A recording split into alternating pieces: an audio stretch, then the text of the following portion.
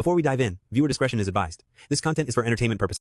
What happens when a beloved soap opera star sits down for what should be a friendly chat about his latest projects, only to find himself under attack from a host who seems determined to tear him down? Today we're diving into one of the most shocking moments in daytime television history, when Mark Consuelos found himself in an unexpected battle of words that left everyone stunned.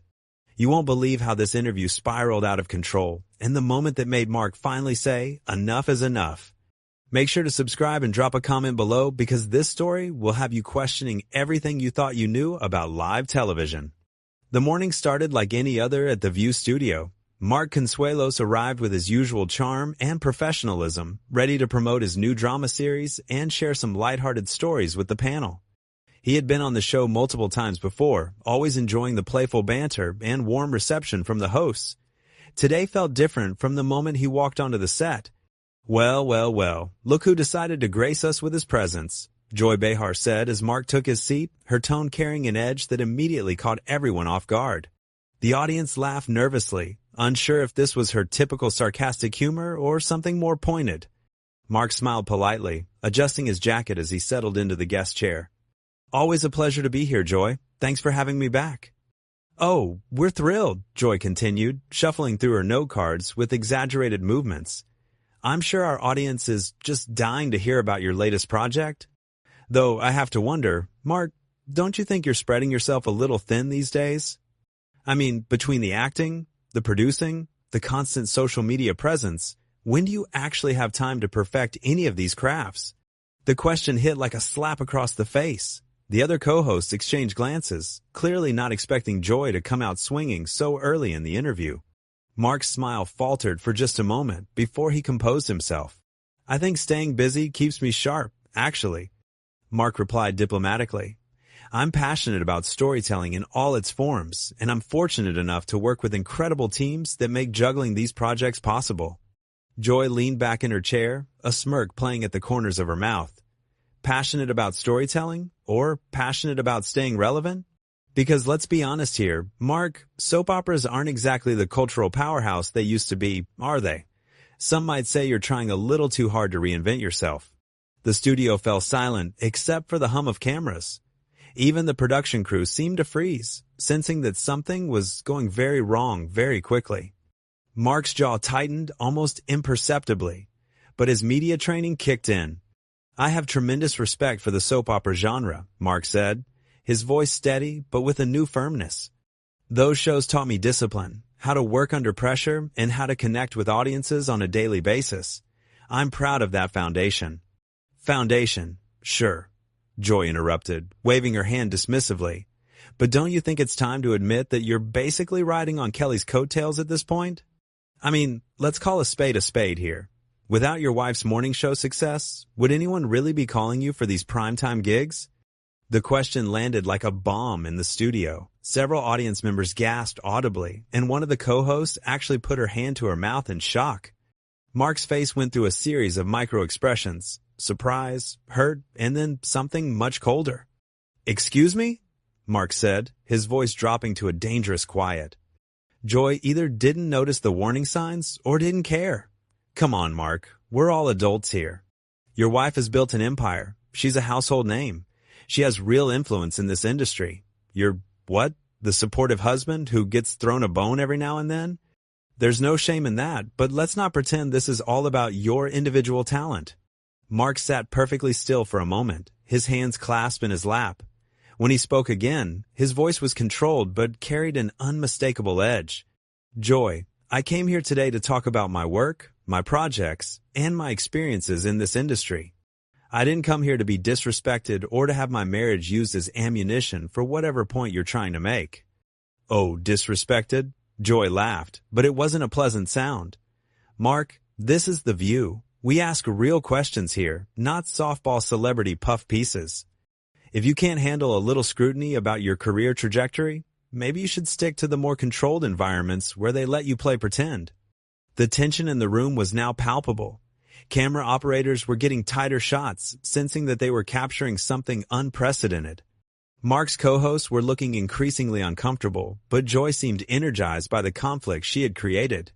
"You know what, Joy?" Mark said, leaning forward slightly. I've been in this business for over 2 decades. I've worked with incredible actors, directors, and writers. I've earned every role I've gotten through preparation, professionalism, and yes, talent. The fact that you would reduce my career to some kind of nepotism scheme says a lot more about your perspective than it does about my abilities. Joy's eyes flashed with something that looked almost like glee. 2 decades of what, exactly? Playing the same brooding character type over and over again? Mark, let's be real about your range here. You've got one speed, handsome and intense, and you've been milking it since the 90s.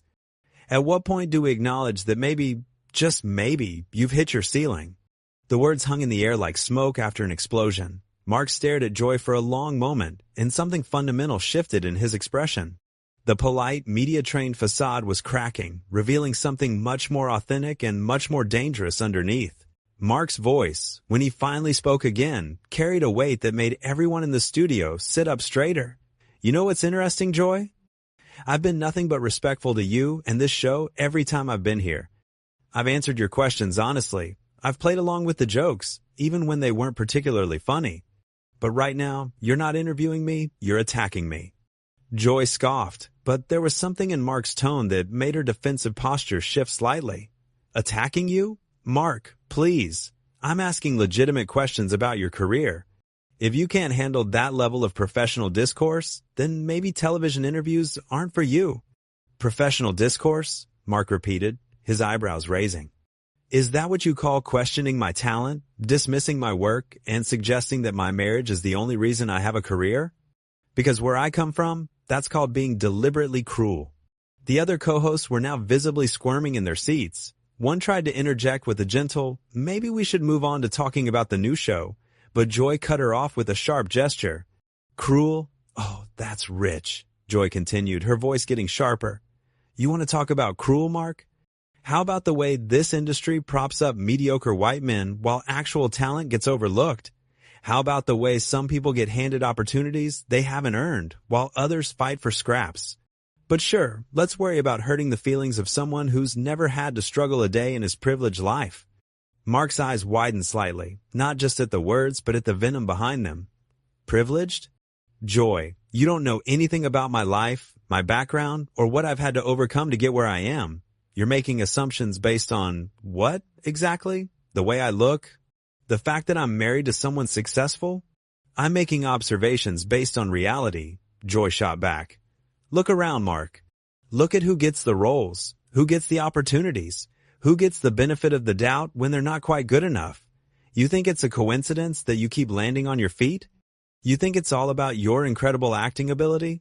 The studio audience was dead silent now, sensing that they were witnessing something far beyond typical television drama. This had become personal, ugly, and completely unfiltered. Mark's hands were gripping the arms of his chair, his knuckles white with tension.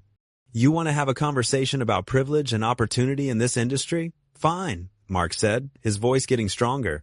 But don't you dare sit there and pretend like you know my story, or like you've somehow appointed yourself the judge of who deserves what. You want to talk about people getting opportunities they haven't earned? How exactly did you earn the right to tear down a guest on your own show? Joy's face flushed red, whether from anger or embarrassment wasn't clear. I earned my place here by speaking truth to power, by not backing down from difficult conversations, by refusing to participate in the celebrity worship that passes for journalism these days. If you can't handle someone questioning your narrative, that's your problem, not mine. Questioning my narrative? Mark's voice rose slightly, the first crack in his controlled demeanor. You're not questioning anything, Joy. You're attacking me personally, you're insulting my work, and you're doing it with a smile on your face like it's some kind of public service. This isn't journalism, this is bullying with cameras rolling. Joy leaned forward aggressively, her eyes blazing. Bullying? You want to see bullying, Mark? Bullying is when people like you take spots that should go to more deserving artists. Bullying is when the industry rewards pretty faces over actual talent. Bullying is when someone gets multiple chances to fail upward while others never get a first chance. So excuse me if I'm not impressed by your sob story about being held accountable for once in your life. The words hit Mark like physical blows. His composure, which had been hanging by a thread, finally began to completely unravel. When he spoke again, his voice was quiet but filled with barely contained fury. You know what, Joy? I came here as a professional, as a guest on your show, showing you the same respect I would show any colleague in this industry. But you've made it clear that respect isn't something you're interested in giving or receiving. You want to make this personal? You want to attack my character, my marriage, my entire career? Fine, but don't pretend this is about journalism or holding people accountable. This is about you taking out whatever anger you're carrying on someone who can't fight back without looking like the bad guy. Joy's expression had shifted from smug satisfaction to something harder to read. But she wasn't backing down. Can't fight back? Mark, you're a grown man with a platform and a voice. Use it. Defend yourself. Prove me wrong. Show me this incredible talent that supposedly justifies all these opportunities you've been given. Because right now, all I'm seeing is someone who folds under the first real pressure he's ever faced. Mark stood up abruptly, the sudden movement causing his chair to scrape loudly against the studio floor. The sound cut through the tension like a knife, and several people in the audience actually jumped. The camera zoomed in automatically, capturing every nuance of his expression as he towered over the panel. "You want to see me defend myself?" Mark said, his voice now carrying real menace. "Here's your defense, Joy. I've spent 25 years in this business, building a reputation based on showing up, prepared, treating people with respect, and doing the work. I've never once used my platform to tear down another professional the way you're tearing down me right now. I've never hidden behind the guise of tough journalism to justify being cruel to someone who trusted me enough to sit in a vulnerable position and answer questions honestly." Joy was still seated, but her body language had changed. She was leaning back slightly, as if the force of Mark's words was pushing her away. "So, what are you saying, Mark? That I'm not doing my job? That asking tough questions makes me the villain here?" "I'm saying that there's a difference between asking tough questions and being a bully," Mark replied, his voice carrying throughout the now completely silent studio. "I'm saying that you've crossed a line today that has nothing to do with journalism and everything to do with whatever personal issues you're working through. And I'm saying that I'm not going to stand here and let you use me as your punching bag anymore." The silence that followed Mark's words was deafening. Joy stared up at him, her mouth slightly open, as if she hadn't expected him to fight back with such force. But instead of backing down, something darker flickered across her face, a look that suggested she was about to escalate things even further. "Personal issues?" Joy said, her voice dripping with disdain as she slowly rose from her own chair. "You want to talk about personal issues, Mark? Let's talk about how you've built your entire public persona around being the perfect husband, the family man, the guy who has it all figured out. But what happens when the cameras stop rolling? What happens when you're not performing for the public? Because I've heard some interesting stories about what you're really like behind closed doors." Mark's face went completely white. The implication in Joy's words hung in the air like poison, and everyone in the studio seemed to collectively hold their breath. "What exactly are you suggesting, Joy?" Joy's smile was cruel and calculated. "I'm not suggesting anything, Mark. I'm just saying that public personas and private realities don't always match up, do they? And maybe, just maybe, some of us are tired of pretending that celebrities are exactly who they claim to be on social media and red carpets." "You're crossing a line here," Mark said, his voice shaking with barely controlled rage. "You're making implications about my family, about my personal life, without any basis in fact. This isn't journalism, Joy. This is character assassination." Joy shrugged with exaggerated nonchalance. "I'm just pointing out that maybe the public deserves to know who they're really supporting when they watch your shows or follow your career. Maybe they deserve to know whether the image matches the reality." Mark took a step closer to the panel, his hands clenched into fists at his sides. "You have absolutely no right to sit there and make veiled accusations about my family. None. You want to attack my work? Fine. You want to question my talent? I can handle that. But the moment you start implying things about my marriage, about my character as a husband and father, you've gone too far." "Have I?" Joy asked, clearly enjoying the reaction she was getting. "Or have I just touched a nerve? Because you're awfully defensive for someone who has nothing to hide." The other co-hosts were now looking genuinely frightened. One of them tried desperately to regain control of the situation. "Maybe we should take a commercial break and reset here," she suggested weakly. But Joy wasn't finished. "You know what, Mark? You came on this show acting like you're some kind of victim because I asked you a few hard questions about your career. But maybe the real question is why you're so sensitive about having your life examined. Maybe the real question is what you're so afraid people might find out. Mark's composure finally shattered completely. His voice, when he spoke, was raw and furious. You want to know what I'm afraid of, Joy? I'm afraid of people like you. I'm afraid of people who use their platforms to destroy others for entertainment. I'm afraid of people who think that tearing someone down makes them somehow more important or more relevant. Oh, please, Joy scoffed. Save the righteous indignation for someone who buys it. You're not a victim here, Mark.